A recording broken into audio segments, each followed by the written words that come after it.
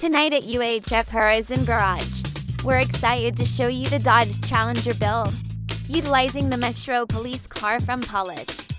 The base car was exported to iClone, police lights, and ram bar mast. The interior redone using custom high-res textures.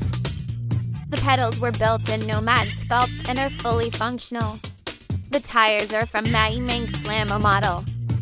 We applied a Hellcat style, green and red eye style headlight.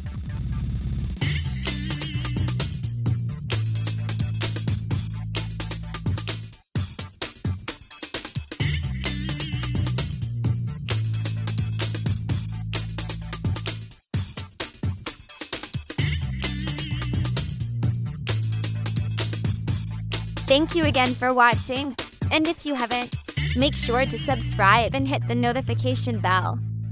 From all of us at UHF Horizon, good night.